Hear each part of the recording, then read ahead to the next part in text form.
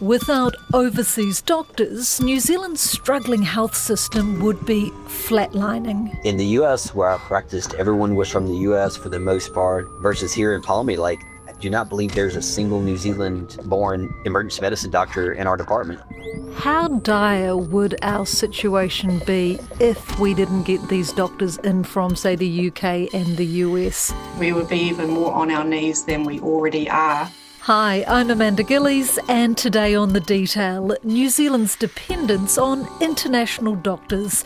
We look at why so many are moving here, especially to our smaller towns, the benefits, the drawbacks, and if they actually do stick around.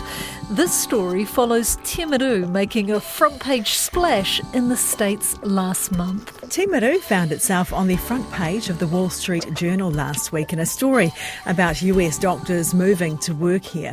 It's pretty exciting, isn't it? It's nice to be noticed on the world stage and quite a neat wee story behind it. So, I think it's pretty cool. Today we talk to the Mayor of Timaru as well as the Policy Director at the Association of Salaried Medical Specialists, which has just completed a report, Recruited Globally, Neglected Locally, which asked overseas trained members about their biggest challenges. One of the things that really struck us about the survey was how doctors who had been here for some time saw an erosion in the healthcare system that they arrived into.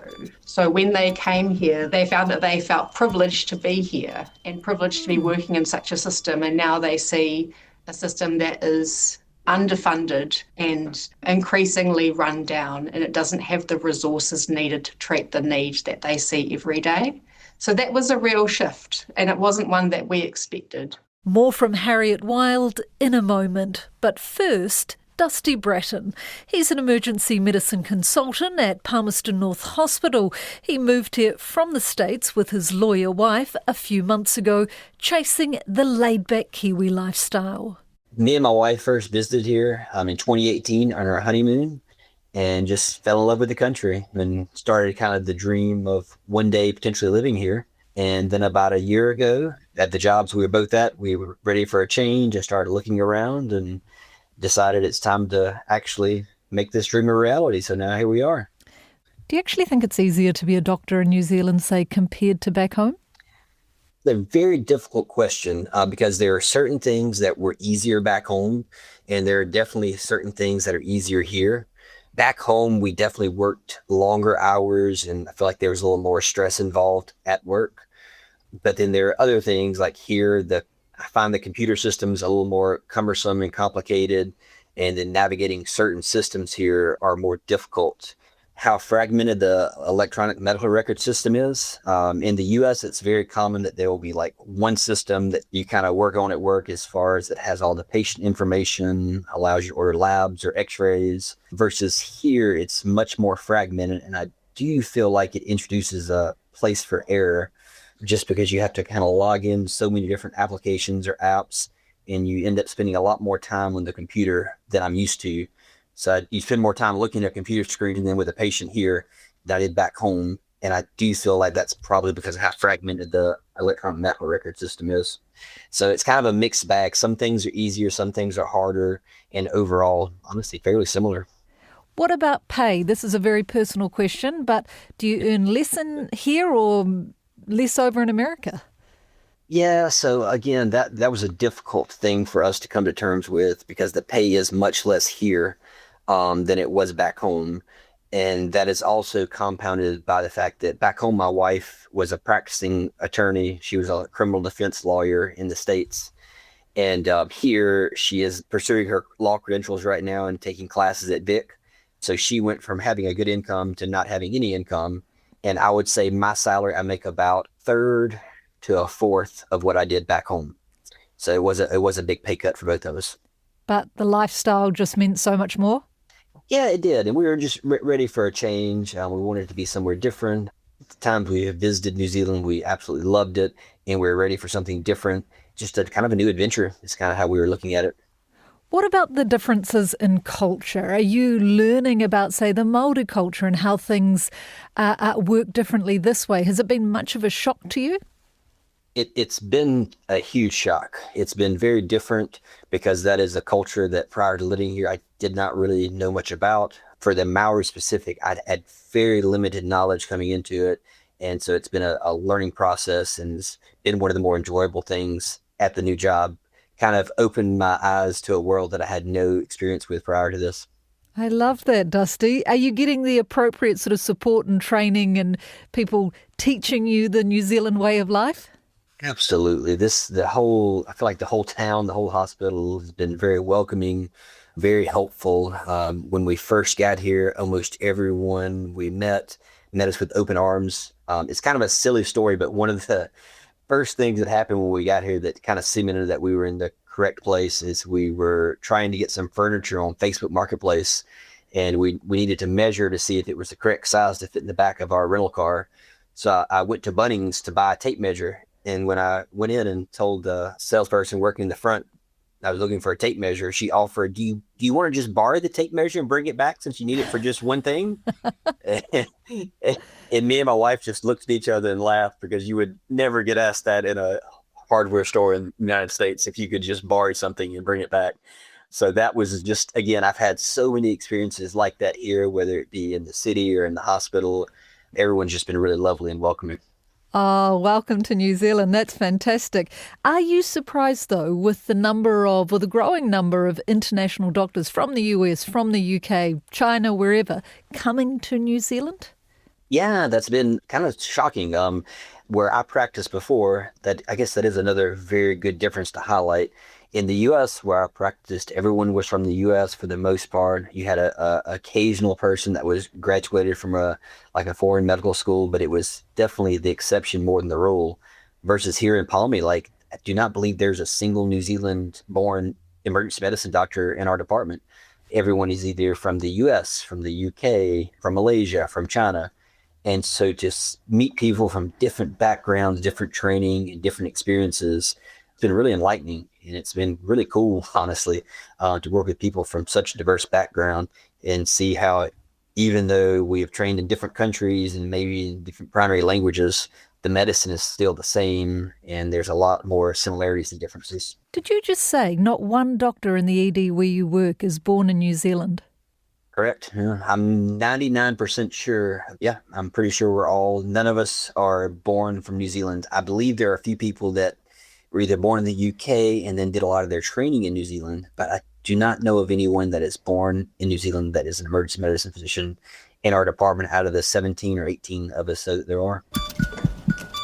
New Zealand actually has one of the highest proportions of internationally trained doctors among developed countries.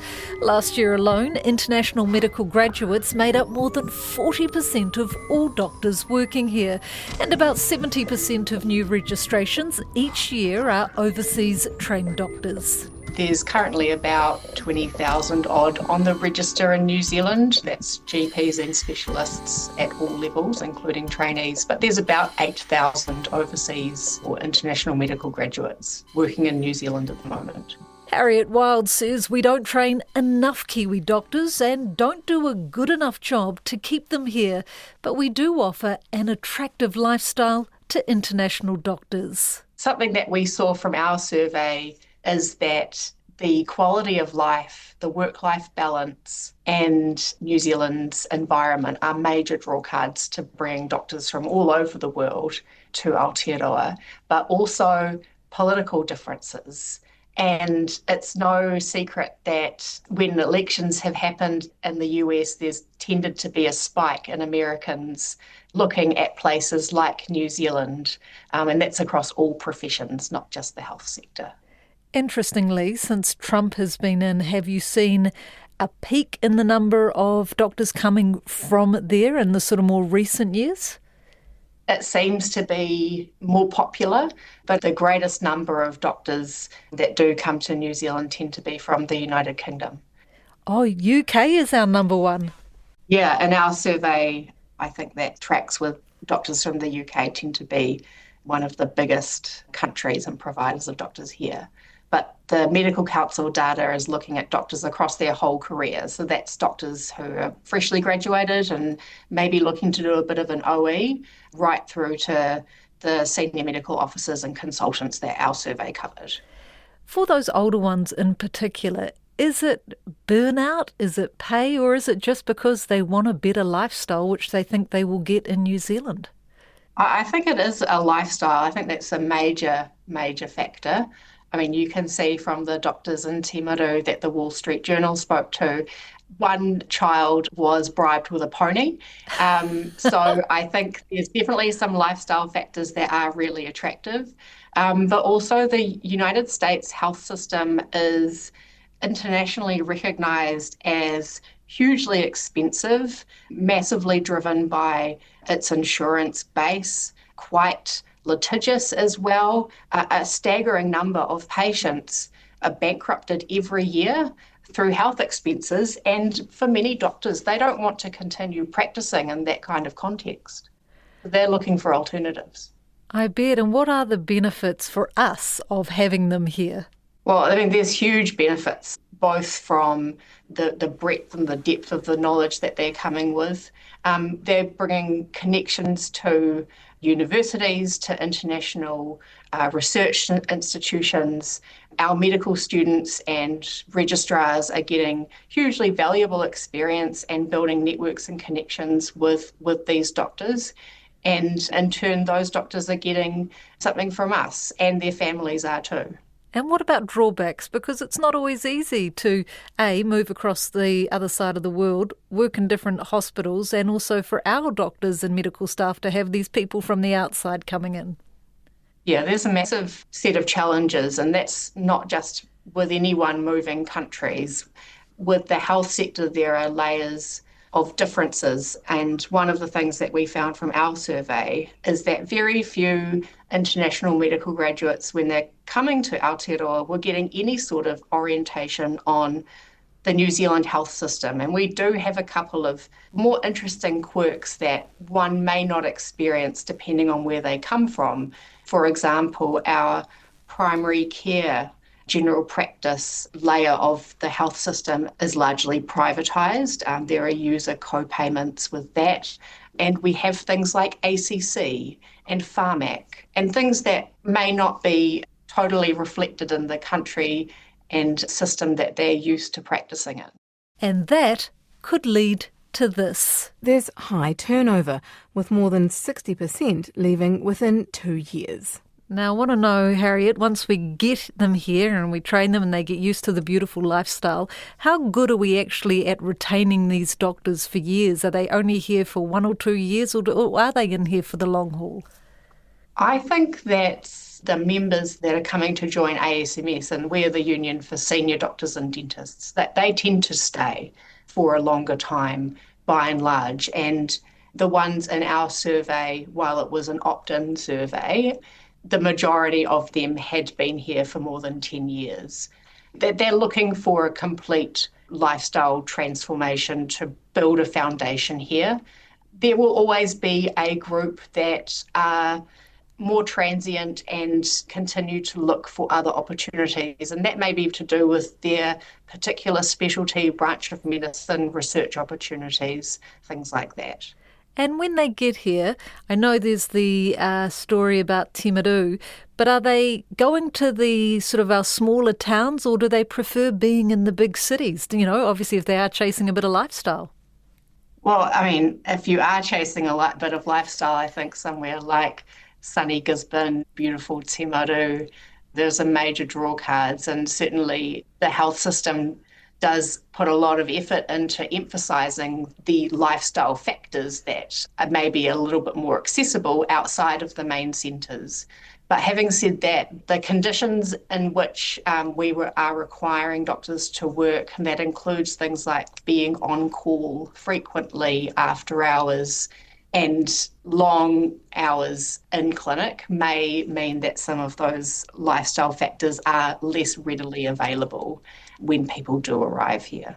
On the flip side though, Harriet, we've got these doctors coming in from overseas, but are we losing Kiwi doctors who are moving to, say, the States or UK in the same sort of numbers? Well, we're losing both New Zealand graduates and international medical graduates, and in our work we know that big sunny spot Australia is the main intended target. Many of the doctors that have responded to our survey about where they would go if they were to leave, Australia is by and large the major draw card. The ones that have talked about going to the US or to Europe tend to be from those areas to begin with. And one of the major challenges for international medical graduates is simply the distance back to home and family overseas. How dire would our situation be if we didn't get these doctors in from, say, the UK and the US? We would be even more on our knees than we already are. We did a survey of our clinical directors last year, which calculated a unmet need vacancy rate of 32%. So if we were staffed to the extent that we could enable doctors to meet the unmet need in the community as well as working in a safe and sustainable way, we would need a third more doctors than we have right now. So we are rolling out the red carpet for them saying, welcome, please come, we need you. Please come. We would love to have you. Aotearoa welcomes you. And we are competing with every other country in the world because there is a global shortage of doctors. New Zealand is not alone in that. We're competing with every other country when it comes to attracting top medical talent. Harriet, the government, are they offering any incentives to get these doctors over here to make it easier for them to work and live in New Zealand? The fast track to residency, I haven't seen any data on numbers or if there's perceptions around that making it easier, but challenges with residency and immigration was certainly cited in our survey as being real difficulties for people that wanted to come and establish roots in New Zealand. So changes around immigration settings for doctors is likely to have been of benefit to New Zealand. As I mentioned earlier, Timaru has just hit the front page of the Wall Street Journal, highlighting why Americans are flocking there. RNZ then put a spotlight on it. The medical system in the States is horribly broken and frankly traumatic to practice in as a doctor. And then horrible on me and my family, not getting any time with them, not getting to be able to recover. So it's been a big improvement in my practice. So I don't worry so much about being able to get my patients the inhalers that they need or the tests that they need. There's pluses and minuses to each of the system, but I think this system works better for how I like to practice. Timaru Mayor Nigel Bowen welcomes the headlines and isn't surprised that his town's location and lifestyle is proving so popular with doctors. And he told Alexia Russell that locals aren't fazed by the growing number of different accents. That's just the norm, and I think that's where our country is evolving. And you can either embrace it, and everyone knows the country needs population, or you can fight against it. But personally, I think it's a great thing, and it's great for areas like us. So, what goes through your head, Nigel, when you hear from politicians, especially in an election year, that immigration's a concern, that they come up with these policies that make it more difficult for people to get into the country? Acts looking to get tough on immigration. Leader David Seymour says people are welcome to New Zealand if they contribute, respect our democratic values and help build the country. The party will be campaigning on a 6-point plan going into this year's election. And of course, Shane Jones recently came out with this. I don't care how much criticism we get. I am just never going to agree with a sort of butter chicken tsunami coming to New Zealand. I think it's got to be, really well thought through. I mean, the country does have challenges around investment and infrastructure and what have you. So, you've got to be careful on how you grow. But I think the next sort of 20 years is going to be a really good 20 years for New Zealand as far as getting some of that investment right and fixing some of the, legacy changes. And we're going to need people. So it's got to be quite balanced in the way we approach that. And it's not just doctors that we need, but we need, tradies. We need it through the scope of people. And, look, it is concerning, but we all know, politics is politics and people are trying to get re-elected this year, aren't they? So that's not always the truth of the matter, but they're targeting maybe a sentiment that's out there, and that's, something they're entitled to do, I guess. But a sentiment that doesn't have much traction in Timaru, I'd imagine. No, I don't think so. Look, there's always underlying sentiment in any community, and with the echo chamber of social media nowadays, people might think they've got some real traction, but it's not the reality. It's not what I get talking to people, and certainly not my generation. On just under 50, nearly there, and it's not an issue for us, and it's not something we would talk about on a day-to-day basis. And of course, with your highly skilled doctor immigrants come their highly skilled partners. They put it all on Instagram, and then the tourists arrived. Are you finding this sort of snowball effect? Yeah, look, I mean, this one specifically has got a lot of traction, and a lot of friends that overseas as well, copying me into the link because they've seen it, and they're, to Maruvian, but they're, living somewhere else, and they're, pretty proud of their home patch and think it's pretty neat that it's got some global traction. And yeah, look, it's great. We've got a great place. It's a great place to live. We've got growing cruise and, other industries as well. So I think, it's just a small step in the right direction. Dr. Dusty Bratton believes due to the current political situation in the States, more American doctors will apply for jobs here in the coming months. It's really concerning, and it's also just really embarrassing seeing how our country's behaving sometimes right now. And I do think that will probably drive more people to other countries, whether it be New Zealand or other places. So I do expect to see an uptick in American trained and American working doctors looking for kind of an escape hatch and coming places like here, which I cannot think of a better landing spot if anyone is looking for a place to come than New Zealand. So I expect we'll see a lot more of that in the coming years. Fantastic. And a very important question, Dusty. How long are you planning to stay? You a 1 year, 2 year wonder, or are you here long term? We'd love to be long term. We came in with the idea that we're going to wait at least 2 years before we even consider making a decision on where to go next. We really want to absorb the culture, the community. So assuming that everything keeps going well from the hospital here and that my wife can find employment here in Palmy, we're hoping to be a long-term thing.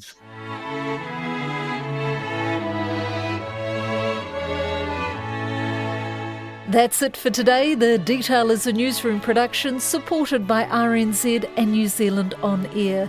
Thank you to Harriet Wild, Dusty Bratton and Nigel Bowen. This episode was produced by Gwen McClure and engineered by Jeremy Ansell. I'm Amanda Gillies. Mā te wā.